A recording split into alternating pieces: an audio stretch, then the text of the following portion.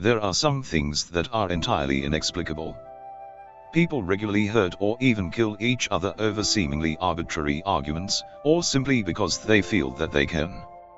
But there are some crimes that take it a step further, plots that are lifted from the depths of disturbed, disordered minds. Mental illness doesn't make you a killer, but killers that are mentally ill tend to commit some of the most unexplainable crimes.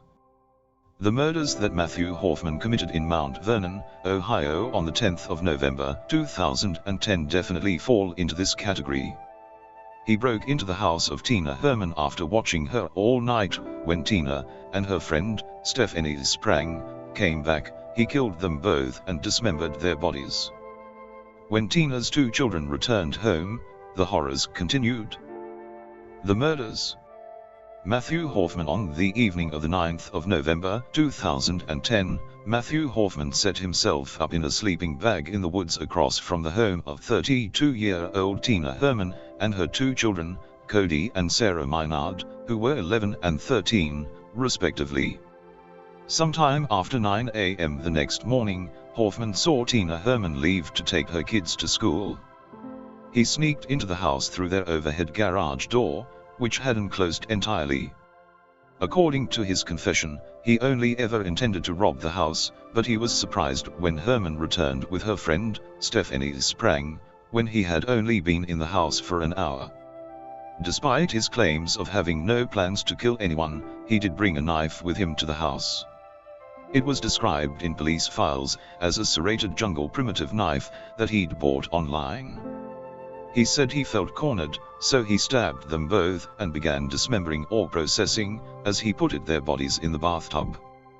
He was still in the process of doing this when the kids came home from school. Sarah ran up to her room. He then stabbed Cody just feet from the front door. He tied the girl up with a cord he'd taken from a fan and left her in the kitchen. It's assumed that she never saw the rest of the house, which police said looked like a scene from a horror movie. He then dismembered her brother and loaded the body parts and his hostage into Sprang's Jeep Cherokee. House of Leaves. Matthew Hoffman took Sarah back to his home, tied her hands and feet with rope and duct tape, and left her on a makeshift bed of leaves in his basement.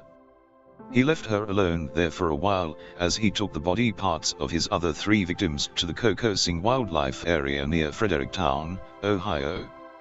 He used a rig and pulley system to climb to the top of a 60 feet tall hollow tree and place the parts inside. He returned to the house, where his captive still sat. According to Hoffman's confession, he was tender to Sarah while he kept her captive. He said he gave her Treasure Island to pass the time, watched Iron Man and played Wii games with her, cooked her hamburgers, and, horrifyingly, slept with his arm around her. He also admitted to sexually assaulting her at least once. The investigation. Matthew Hoffman. Meanwhile, police were on his trail. Tina Herman's boss had raised the alarm after going to her house and seeing the blood. They first encountered Hoffman on a bike trail near Kenyon College, where they'd discovered Tina's pickup truck. Hoffman said that he intended to retrieve the truck and take it back to the Herman residence before burning the house down. Police questioned him, but he told them he was waiting for his girlfriend to get off work at the nearby Kenyon Inn, and they let him go. It wasn't until police found a Walmart bag containing 2 tarps and a box of heavy-duty 55-gallon trash bags at the murder scene that they began putting the clues together. They went to the store and found the man who had purchased the items on surveillance. One of the deputies saw what he drove and recognized him as the man they had spoken to a few nights before, near Kenyon College. Footprint analysis at the crime scene indicated that the killer had most likely taken Sarah alive from the house, so time was of the essence in apprehending Hoffman. On the 14th of November, just 4 days after the murder, police raided his home, catching him asleep on his couch. The house was filled to the brim with leaves. The bathroom was lined with over 100 bags of them. Some of the piles were so high that police feared that the bodies were hidden underneath them, but they found nothing. When police did a more detailed search, They found that, bizarrely, the freezer contained only 2 dead squirrels. They found that the basement door had been barricaded with a sewing cabinet. When they entered the room, they found Sarah alive, lying bound on her bed of leaves, while wearing what reports described as a white plastic bag that had holes cut out for her legs that she was wearing like a makeshift diaper.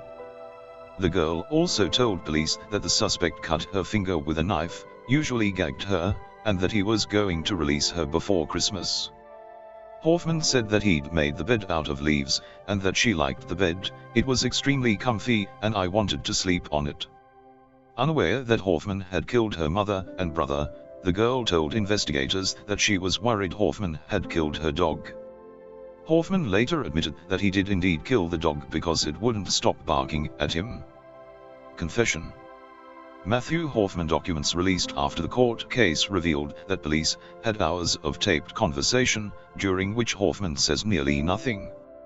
He later said that a nightmare prompted him to confess.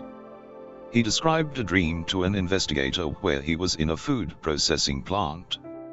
He opened a trash bag and saw the body parts inside, which made him develop a knot in his stomach and made memories of the murders came flooding back.